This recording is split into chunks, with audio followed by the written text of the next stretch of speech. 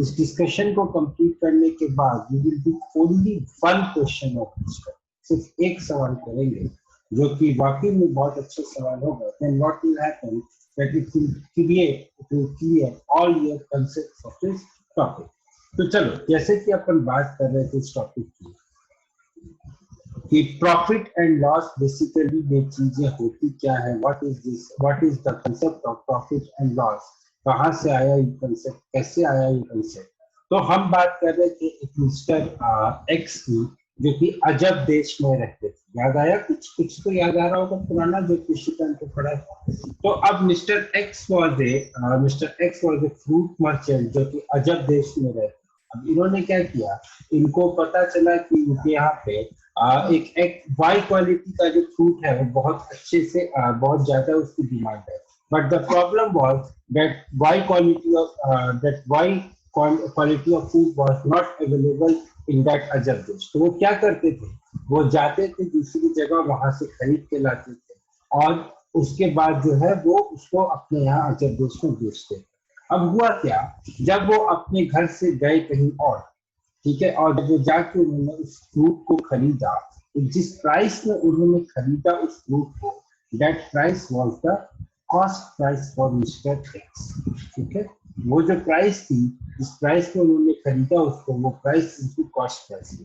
फिर क्या हुआ कि जब वो अपने देश में आया, जब देश में, उसके बाद उन्होंने उसको बेचना चाहा, तो उन्होंने उसको बेचा से जिस प्राइस में उन्होंने उसको बेचा, that price is called the selling price of that food. That price is called the selling price of that food. So जिस प्राइस में खरीदा वो प्राइस का कॉस्ट प्राइस, और जिस प्राइस में बेचा वो प्राइस हो गया सेलिंग प्राइस। अब यहाँ पे दो चीजें आती है, एक कंसेप्ट आता है प्रॉफिट का और एक कंसेप्ट आता है लॉस का। ठीक है, अब देखो ध्यान से समझने की कोशिश करो। प्रॉफिट कब हुआ, जब उन्होंने, मान लो उन्होंने खरीदा इस फ्रूट को 100 रुपए में, लेकिन जब वो अपने घर आए तो उन्होंने देखा कि यहाँ पे बहुत सारी डिमांड है, तो I should increase the price and I should make the price to increase the price to से ₹175। ठीक है, तो 700 रुपीज की चीज खरीदी थी और 175 पे सेलिंग इट। तो उनको क्या होगा, उनको यहाँ पे प्रॉफिट होगा। क्यों होगा प्रॉफिट भाई? भाई सीधी सी बात है, कम प्राइस पे खरीदा, ज्यादा प्राइस पे बेचा, तो क्या होगा, प्रॉफिट ही तो होगा। अब कितना प्रॉफिट होगा ये कैसे कैलकुलेट करें? तो the amount of profit will be nothing but selling price minus cost price. Amount of profit will be nothing but selling price minus cost price. कितना हो जाएगा सर? ये हो जाएगा 175 minus 100 which is equal to 75 rupees। 100 रुपए की चीज अगर 175 में बेच दी तो उनको प्रॉफिट कितना होगा? 75। लेकिन अब बेटा, अब मुझे ये जानना है what will be the profit percent? Profit percent कितना होगा my dear friends? तो profit percent will be nothing but 75%. 75 upon 100. 75 मतलब profit, it will be profit divided by cost price multiplied by 100. So it will be nothing but profit कितना था? 75. Cost price कितना था? 100 multiplied by 100. So which is nothing but ये 100 से 100 cancel हो गया, 75%। सो इतना ही सिंपल है ये प्रॉफिट एंड लॉस। ठीक है, इतना ही सिंपल है, बहुत सिंपल है प्रॉफिट एंड लॉस। अब देखो हुआ क्या, यहाँ पे तो उनको प्रॉफिट हुआ था, लेकिन अब क्या हुआ कि उनका जो सामान था वो खराब होने लगा। गर्मियां है, बारिश भी हो रही है, तो उनका जो सामान था वो खराब होने लगा। अब क्या हुआ, देखो दोस्तों, अब क्या हुआ, थोड़ा सा समझने की कोशिश करते हैं। अब क्या हुआ, इनको 100 रुपीज का तो इनको कॉस्ट प्राइस था। ठीक है, 100 रुपीज का तो इनको कॉस्ट प्राइस था, लेकिन जब इनका सामान खराब होने लगा तो उन्होंने सोचा कि एक काम करते, कुछ नहीं मिलने से अच्छा कुछ तो मिले, तो एक काम करते इसकी प्राइस को जो है हम जो है रिड्यूस करके ₹60 सेलिंग प्राइस अपन ₹50। ठीक है, लॉस तो हो रहा है, लेकिन भाई जीरो मिलने से अच्छा खराब हो जाएगा तो सब कुछ फेंकना पड़ेगा। तो काम करते जो खराब हुआ उसको फेंक देते हैं और जो बचा उसको पैसे। ठीक है, थोड़ा सा उन्होंने हल्का सा दिया। अब क्या हुआ, कॉस्ट प्राइस 100 हो गई, सेलिंग प्राइस 50 थी, लेकिन अब लागत से ज्यादा जो उनका बिक्री मूल है, मतलब जो बेचने के बाद जो उनको पैसा मिला वो उन्होंने जितना लगाया था उससे कम मिला, तो क्या हो गया, लॉस हो गया। तो लॉस कितना हुआ सर, लॉस हुआ 50 माइनस 100 इक्वल टू 50। अब यहाँ पे देखो बेटा, अगर आप यहाँ पे 100 माइनस 50 करोगे तो यू विल गेट, अगर आप 100 माइनस 50 करोगे ना बच्चा, तो you will get the result as 50। और जब आपने 50 माइनस 100 किया तो you will get the result as minus 50। कौन सा सही है कौन सा गलत है, दोनों सही है, दोनों सही है। इसलिए दोनों सही है बेटा, क्योंकि अगर आप किसी चीज की वैल्यू नेगेटिव आए, ठीक है, अगर अपन ने निगेटिव नंबर्स तो पढ़ा है, ठीक है, अगर फॉर्मूला जो होता है वो selling price minus cost price ही है। जब प्रॉफिट होता है तो selling price minus cost price की जो वैल्यू आती है वो पॉजिटिव आती है। जब लॉस होता है तो selling price minus cost price की वैल्यू जो आती है वो निगेटिव है। ठीक है, तो अगर आपको कहीं पे निगेटिव वैल्यू इस तरीके से आ रही है तो घबराने का नहीं, that means there must it must be a case of loss.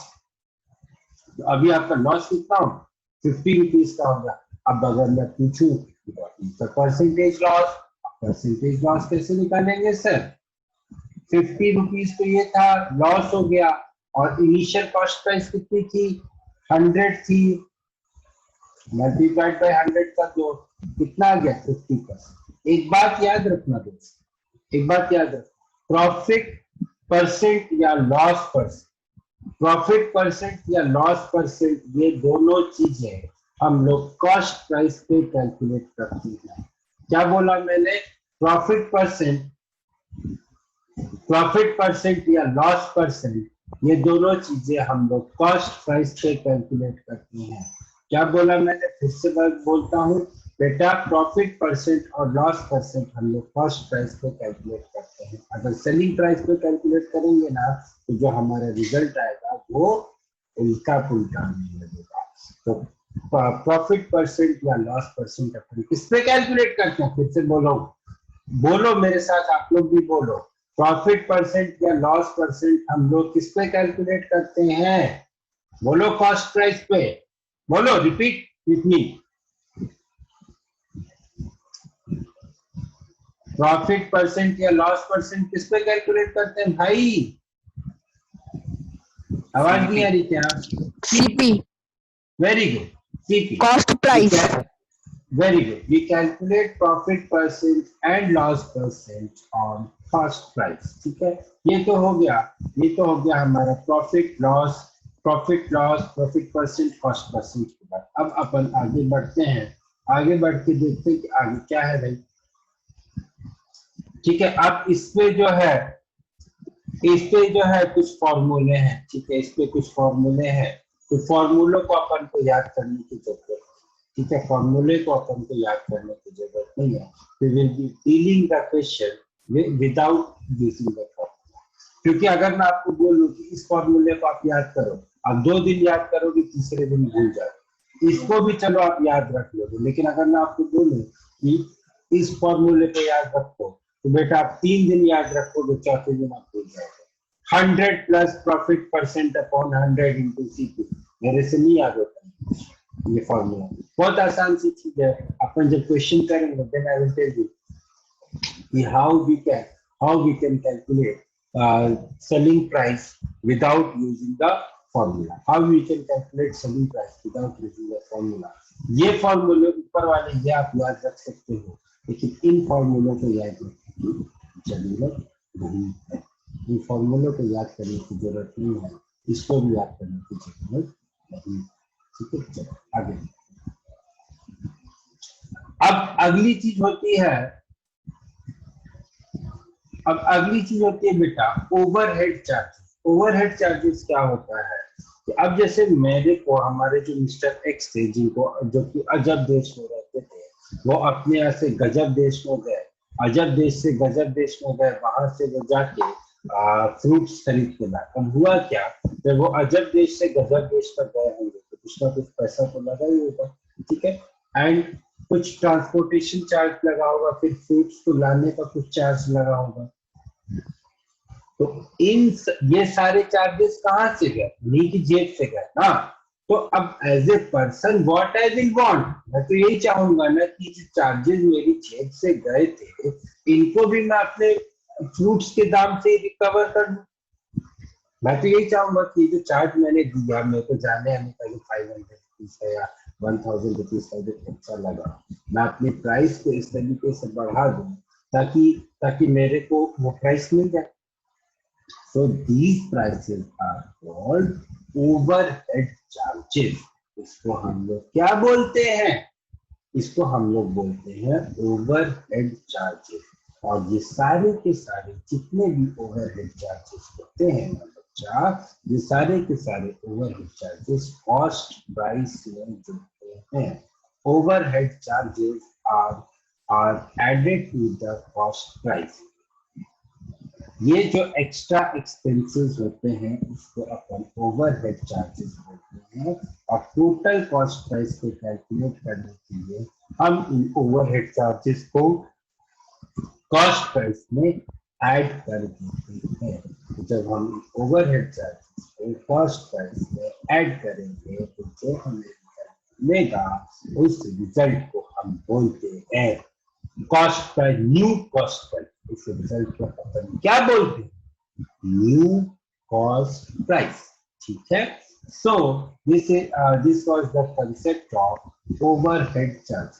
अब आगे की बात आती है, डिस्काउंट क्या होता है, लिस्ट प्राइस क्या होता है, मार्क प्राइस क्या होता है।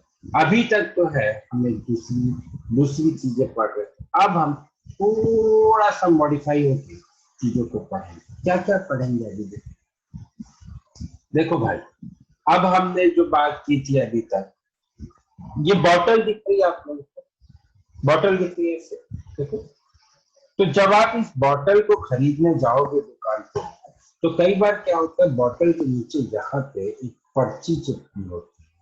ध्यान में कभी देखा है ऐसी पर्ची किसी ने, कभी ऐसी पर्ची किसी ने देखी हो, कोई सामान? हाँ सर, देखा है ना। वो हाँ एक्चुअली सर, पर्ची क्या है वो बताओ, व्हाट एग्जैक्टली दैट। उसके ऊपर इसका सेलिंग प्राइस लिखा होता है।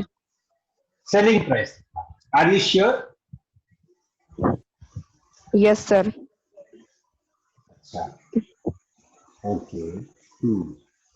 एक्चुअली बेटा उसके ऊपर उसका सेलिंग प्राइस नहीं लिखा होता है, उसके ऊपर जो है जो प्राइस लिखा होता है वो उसका मार्क प्राइस या मार्केट प्राइस होता है। देखो क्या होता है, कई बार जो बड़ी बड़ी दुकानें होती हैं, जो बड़ी दुकानें हो गई या जो शॉपिंग मॉल्स हो गए, वो क्या करते हैं कि हर आइटम पे अपना एक टैग लगा देते हैं। जैसे ये बॉटल है, इस बॉटल के ऊपर मान लो उन्होंने ₹20 पर बॉटल, सब उन्होंने ₹20 पर बॉटल लगा दिया। That means this is the price at which the bottle will be sold by that market. वो जो मार्केट है, वो जो सुपर मार्केट है या जो भी है, वो जो है उस बॉटल को ₹20 को सेल करे, ठीक है। सो ये जो प्राइस उन्होंने लगाया वो प्राइस होता है मार्क प्राइस। ये प्राइस क्या होता है, मार्क प्राइस। अगर हम अपने अजब देश के दोस्त की बात करें, तो मान लो हमारा जो अजब देश वाला दोस्त था वो 100 रुपए का फल लेकर आया था, ठीक है। He bought the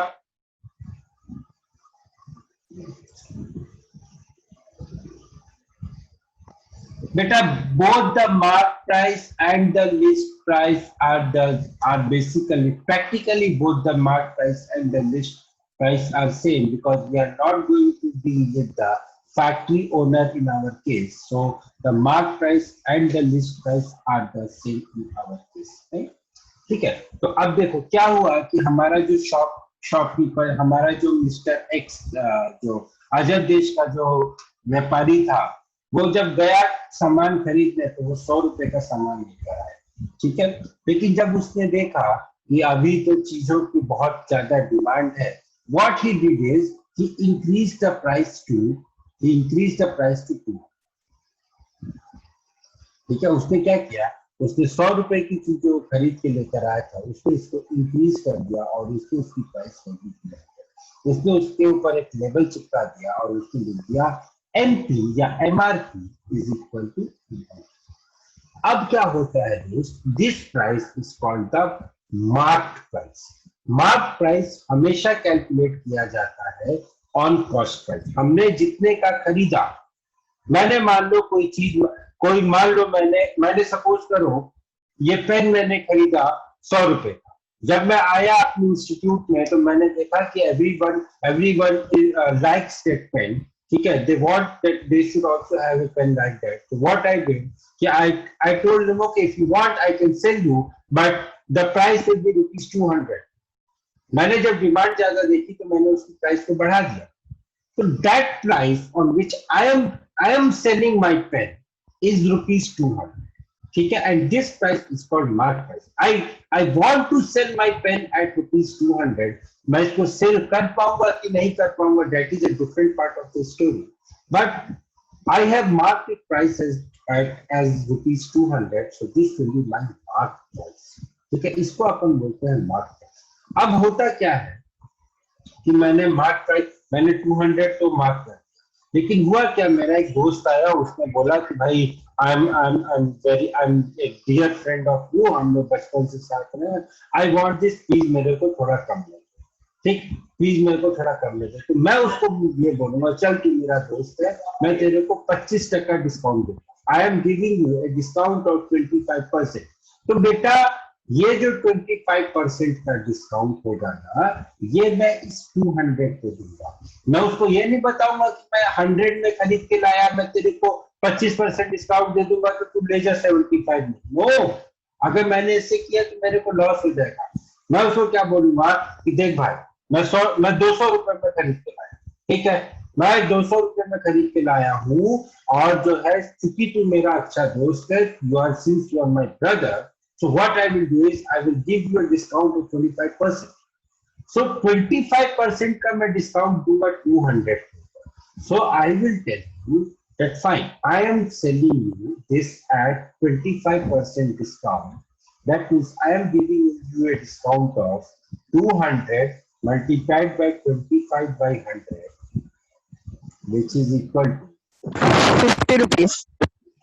I will say him, my dear friend, I am giving you a discount of ₹50. तो 50 रुपए का जब मैं इसको डिस्काउंट दूंगा, तो now I will say him that I will sell it at ₹150. I will sell it at ₹150. That means 150 will be my selling price. This 150 will be my selling price. तो अब हमारे पास तीन चीजें हैं। मैंने पेन खरीदा 100, उसको जब मैंने देखा कि बहुत सारा डिमांड है मार्केट में, तो मैंने बोला कि I will sell it at 200। मैंने सबको ये बताया कि I purchase it at 200 rupees. So 200 rupees will be my mark price. इसमें एग्जाम में जो आपके पास क्वेश्चन आएगा बेटा, वो इस तरीके से आएगा, अ dealer marked up his price by 25%। A dealer marked up his price by 25%। मतलब कि अगर उसने 100 रुपए की कोई चीज खरीदी थी, तो ही selling the same thing at 100 into 1 plus 1 by 4, which is equal to ₹125. If he purchased it at 100, he's selling it at ₹125. ये आपके पास ये स्टेटमेंट क्या आएगा, अ dealer marked up the price by 25%। उसको 25% से अपने गुड्स की प्राइस को बढ़ा दिया, ठीक है। तो 100 रुपए की अगर कोई चीज थी, तो ही selling his MRP is, his marked up price is ₹100. अब क्या हुआ, when he saw that the demand is less, जब उसको पता चला कि डिमांड कम है, तो उसने 20% का डिस्काउंट दे दिया। तो जब उसने 20% का डिस्काउंट दिया तो 20% का डिस्काउंट वो 100 रुपए पे नहीं देगा। 100 रुपए पे अगर उसने 20% का डिस्काउंट दिया तब तो बिक जाएगा। वो 20% का डिस्काउंट देगा 125 रुपए। 20% का डिस्काउंट किस पे देगा? 125 रुपए। जब वो 125 रुपए पे जब वो 20% का डिस्काउंट देगा तो in that case his selling price will be equal to ₹100।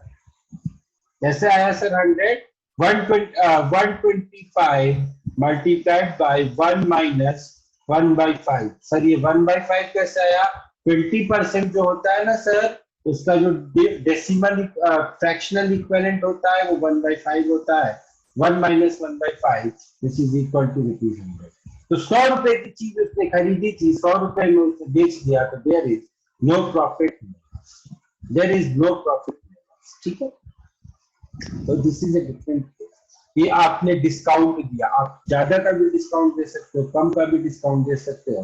अब जैसे मैं जब 100 रुपए 200 रुपए का जब मैंने एमआरपी रखा था, तो अब अगर इसमें मैं 25% का डिस्काउंट रखूंगा तो मैंने इसको सेल किया 150 पे।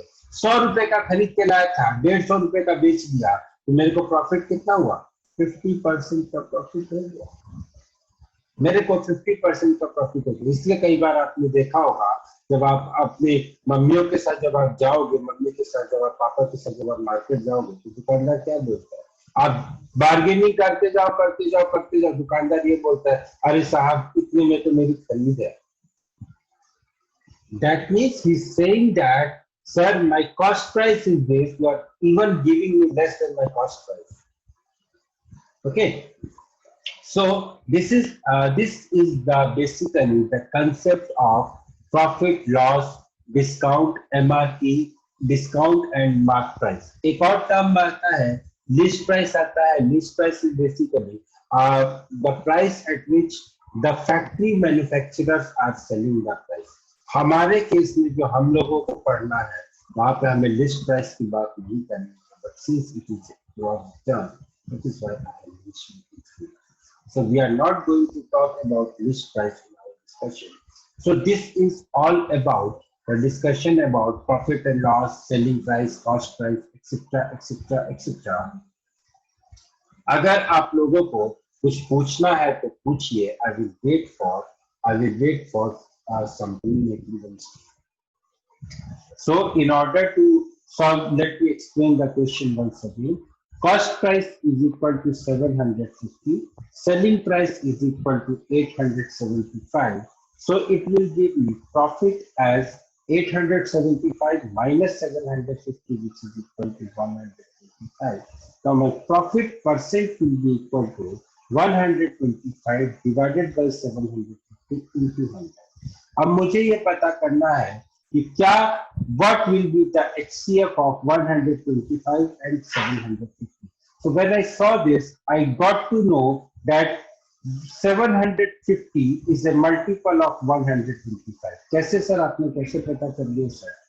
मुझे ये पता है कि 250 is equal to 125 into 2। जो 250 होता है वो 125 into 2 होता है। Further 750 is nothing but 250 into 3। जो 750 होता है that is equal to 250 into 3। So from here I can say that 750 is nothing but 150 into 6। So what I have done, I have written 750 is equal to 125 into 6। इससे ये हो जाएगा 100 by 6%, which is nothing but 16.66%। ठीक है, so this is how you were supposed to solve this very simple yet very technical question according to this। तो इस तरीके से आपको इस क्वेश्चन को सॉल्व करना था। Now the next question on your computer screen is this one। चलिए जल्दी से सॉल्व करके बताइए what will be the answer of this question। The time allotted for this question is 5 minutes No. 3 minutes? No. Okay, 5 minutes. Fast. Question. There was a person called Rahul. He purchased a table for rupees 1,260, and but there were some scratches on its top. So उसने क्या किया? उसने decide किया कि इस table को बेच दिया। तो सबसे पहला प्रॉफिट एंड लॉस का क्वेश्चन कभी भी आता है जिंदगी में, याद रखना। सबसे पहले ये पता करो कि कॉस्ट प्राइस क्या होता है, फिर ये पता करो कि सेलिंग प्राइस क्या होता है, फिर दोनों को कंपेयर करके ये पता कर दो कि लॉस होगा या प्रॉफिट होगा। यहाँ पे तो आपको डायरेक्ट दे दिया है कि फाइंड इज लॉस परसेंट। अगर मान लो ऐसा पूछ लेता find is loss comma profit percent, तो आपको ये बताना पड़ता कि सर लॉस हुआ है, अब लॉस कितने का हुआ है ये बताना पड़ता। ठीक है, here the examiner has made the question little bit easier कि आपने directly loss percent पूछा। ठीक है, अब देखो भाई, cost price is equal to 1260, selling price is equal to 1197. Now since cost price is greater than selling price, that means there will be loss.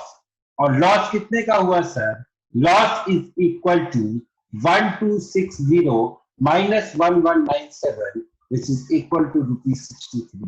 Loss जो है वो ₹63 का हुआ। अब हमने क्या पढ़ा था? प्रॉफिट परसेंट या लॉस परसेंट हम लोग हमेशा कॉस्ट प्राइस पे कैलकुलेट करते हैं। तो loss percent will be equal to 63 divided by 1260 multiplied by 100।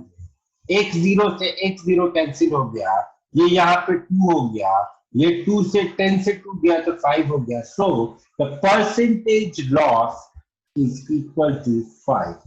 So there was a loss of 5%। There was a loss of 5% in the whole transaction. ठीक है, बात समझ में आ गई? तीनों को अगर नहीं समझ में आई हो, जिनका नाम मैंने दिया था, अगर आप लोगों को नहीं समझ में आई है तो प्लीज मेरे से पूछ सकते हैं। प्लीज मेरे से पूछ सकते हैं कि क्या प्रॉब्लम है, कि समझ में आया या नहीं। ठीक है, चलो आगे बढ़ते हैं। अगला question. The time for solving this question is again 5 minutes. I'm giving you 5 minutes. उसने 2 टाइप की चीनी खरीदी। एक टाइप की चीनी जो उसने खरीदी थी वो 20 किलो थी, जिसकी कीमत थी 18 रुपए पर केजी। दूसरे टाइप की जो उसने चीनी खरीदी उसकी कीमत थी 15 रुपए पर केजी। इन्होंने क्या किया? इन्होंने दोनों टाइप की चीनियों को मिला दिया और मिलाने के बाद उन्होंने इस मिक्सचर को 16.50 पर केजी पे बेच दिया। ठीक है, तो हमें इसका प्रॉफिट या लॉस परसेंट निकालना है। तो सबसे पहले मुझे कॉस्ट प्राइस निकालना पड़ेगा। कॉस्ट प्राइस निकालने के लिए मेरे दोस्त, मेरे पास सबसे बड़ी समस्या ये है, यहाँ पे 2 टाइप ऑफ प्राइस चीनी है। एक टाइप ऑफ चीनी है जो कि 20 किलो की है, दूसरे टाइप की चीनी है जो कि 30 किलो की। जब मैं दोनों चीनियों को मिक्स कर दूंगा मेरे भाई, तो मेरे पास टोटल जो चीनी होगी, the total rice, the total sugar that I will have is 50। ठीक है, तो हम क्या करें कि अब हम कॉस्ट निकालते हैं। कैसे निकालते हैं? Cost of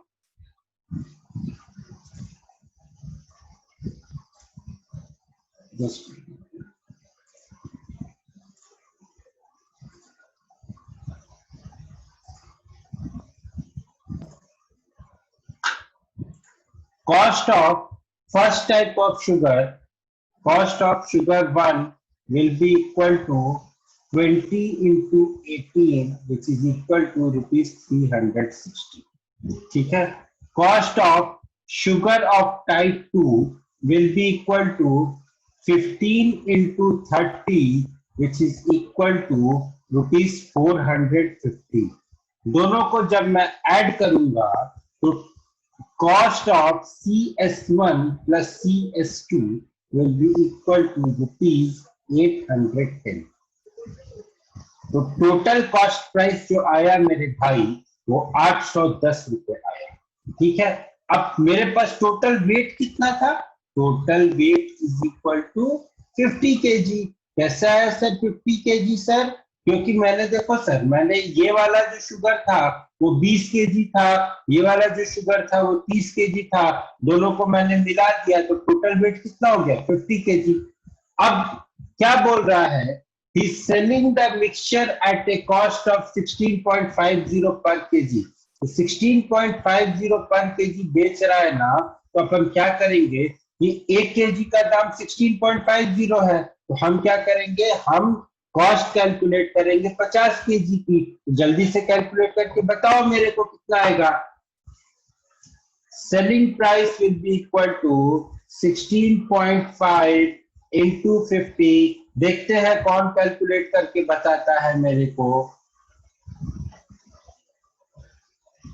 so the okay, ठीक है। So the selling price is equal to 825 and the cost price is equal to 810। Now selling price हो गया 825, कॉस्ट प्राइस हो गया 810। अब मुझे क्या निकालना है, प्रॉफिट निकालना है, क्योंकि my selling price is more than my cost price.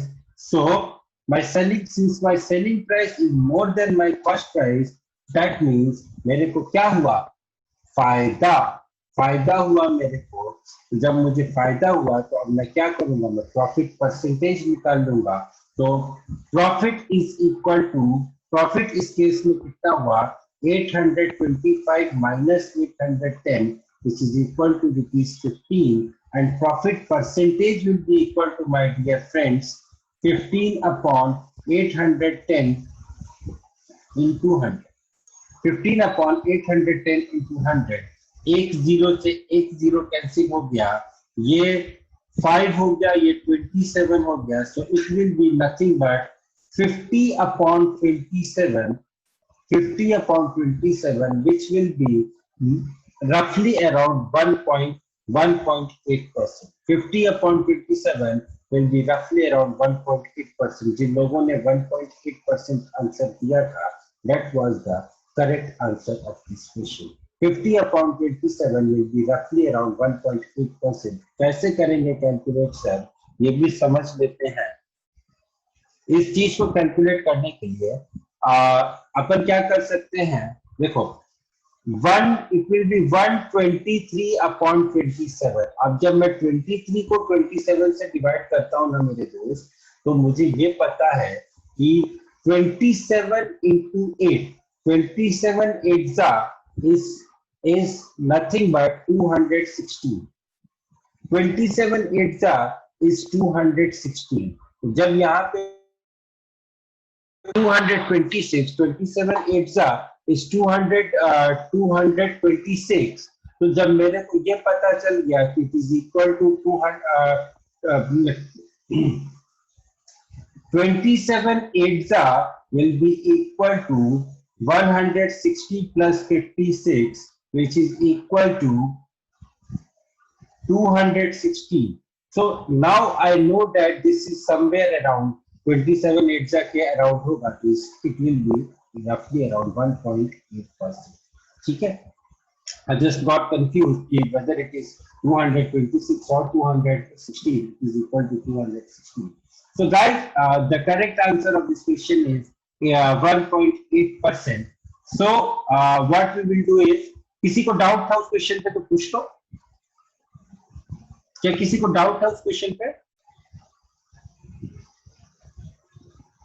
Okay, so when none of you have doubt on that question, so what we will do is we will stop here today। You guys keep on, start doing the questions of this chapter। We will discuss the questions on one fine day, but आपको questions को करना शुरू